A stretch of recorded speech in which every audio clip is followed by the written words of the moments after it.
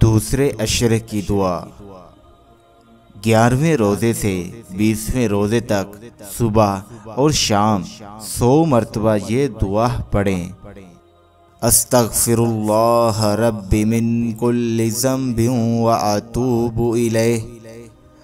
अस्तगफिरुल्लाह रब्बी मिन कुल्लि ज़ंबिन व अतूबु इलैह। अस्तगफिरुल्लाह रब्बी मिन कुल्लि ज़ंबिन व अतूबु इलैह। तर्जुमा: मैं अल्लाह ताला से अपने गुनाहों की माफ़ी चाहता हूँ, जो मेरा रब है, हर एक गुनाह से, और उसकी तरफ रुजू करता हूँ।